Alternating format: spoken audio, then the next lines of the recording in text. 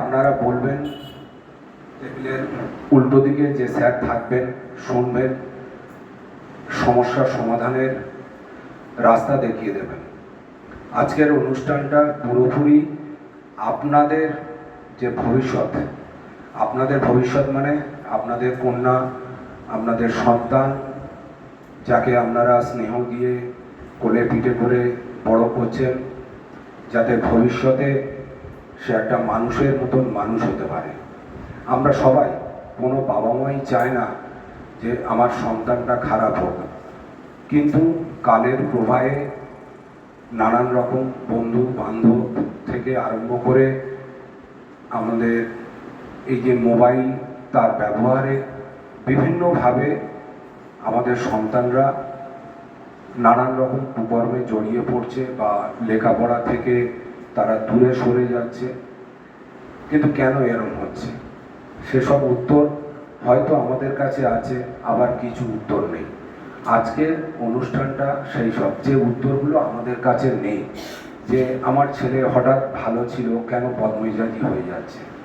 আমরা কেউ মানসিক ডাক্তার নয় যে আমরা ছেলের মেন্টাল হেলথটা বুঝবো।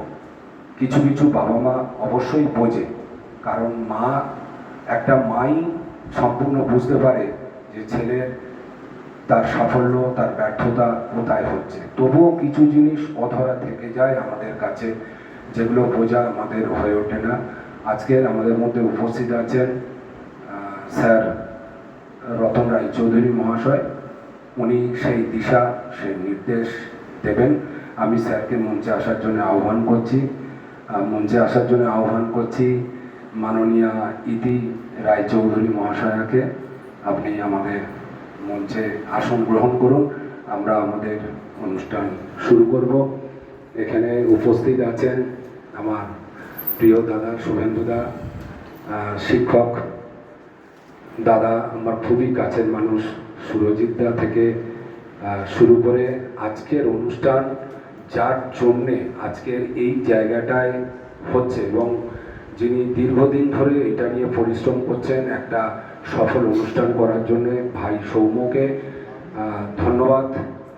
শুধু ধন্যবাদ নয়, আজকে সৌম্যর জন্যে এই অনুষ্ঠানটা, তো সৌম্যর জন্য একটা বিগ হ্যান্ড আশা করি সবার কাছ থেকে, যে একটা ইয়াং ছেলে কত সুন্দরভাবে, কত দারুণভাবে আজকের একটা হল বুক করেছে। শুধু হল বুকিং নয়, তার সাথে যে অ্যারেঞ্জমেন্টটা করেছে সেটাও একটা খুব দুর্দান্ত। তো আমরা মূল পর্বে ফিরে যাই, স্যারের বক্তব্যটা শুনতে হবে। তার আগে আমরা কয়েকজনের কাছে কিছু বক্তব্য।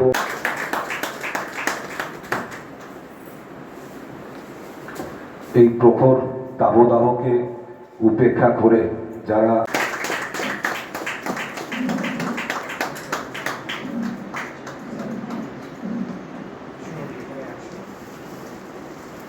আমি রুমা মিস্ত্রিকে ডাকছি মঞ্চে।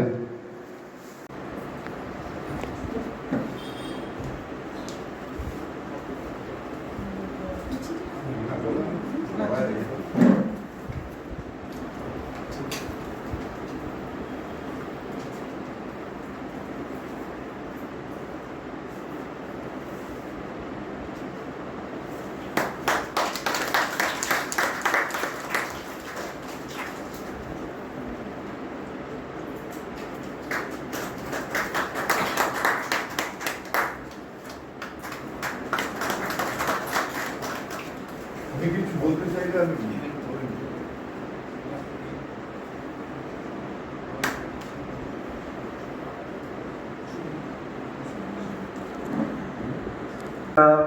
বিশেষ আলোচনা সভার যিনি উদ্যোক্তা, আমার পক্ষ থেকে অসংখ্য ধন্যবাদ তাকে। কারণ আমরা হয়তো বিভিন্ন কাজ করে থাকি, কিন্তু আগামী প্রজন্মকে নিয়ে যে ভাবনা, বা তারাই যে আগামী দিনে সমাজকে বিভিন্ন দিক থেকে এগিয়ে নিয়ে যাবে, তাদের যে মোটিভেশন করা যাদের কর্তব্য, সেই নিয়ে আমরা বিশেষ ভাবি না, আমরা বর্তমান নিয়েই বেশি ভাবি। তাই আমার মনে হয় এইরকম একটা পরিস্থিতিতে দাঁড়িয়ে আজকের এই সবার গুরুত্ব বিশাল। তাই সেই সমস্ত উদ্যোক্তাদের আমার তরফ থেকে আন্তরিক শুভেচ্ছা, ধন্যবাদ। এবং আজকে যারা এসছেন, যাদের জন্য এই অনুষ্ঠান, আপনারা এসছেন এখানে, সেই সঙ্গে আপনাদেরকে অজস্র ধন্যবাদ আমার পক্ষ থেকে। তা আজকের যে মূল বিষয়, যে আজকের দিনের যে শিশু, কন্যা হোক পুত্র হোক, আগামী দিনে তারাই হচ্ছে আমাদের সমাজের ভবিষ্যৎ। সমাজটা কোন দিকে চালিত হবে, আমরা প্রত্যেকেই অনুভব করি যে আজকের সমাজ কতটা অবক্ষয়ের দিকে চলে যাচ্ছে। আমরা সাধারণত প্রত্যেকে আমাদের নিজেদেরকে বলি আমরা সমাজবদ্ধ জীব, কিন্তু আমরা সমাজবদ্ধ জীব হিসেবে যে সমাজের প্রতি একটা দায়বদ্ধতা আমাদের থেকে যায়, সেইটাকে ভুলে গিয়ে আমরা আত্মকেন্দ্রিক হয়ে পড়েছি। আমরা নিজেরা, নিজেদের পরিবার, নিজেরা কী করে ভালো থাকবো সেই দিকে বেশি মন দিয়ে ফেলেছি।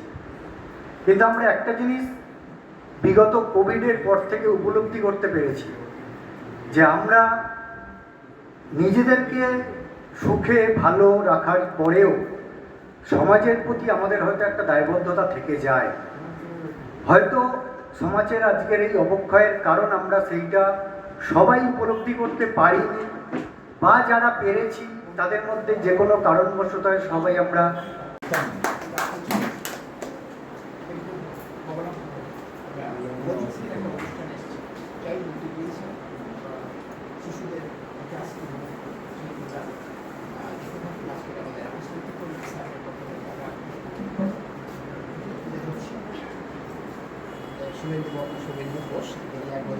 শিশুদের পঠন পাঠন নিয়ে কাজ বলুন, বিভিন্ন প্রত্যন্ত গ্রামে যেখানে পড়াশোনার অবস্থা নেই সেই সমস্ত গ্রামে পাঠশালা তুলে বাচ্চাদের শিক্ষা দান করা, এগুলো সবটাই আমাদের মনে হয়েছে আজকের দিনে খুব গ্রহণযোগ্য একটা পদক্ষেপ।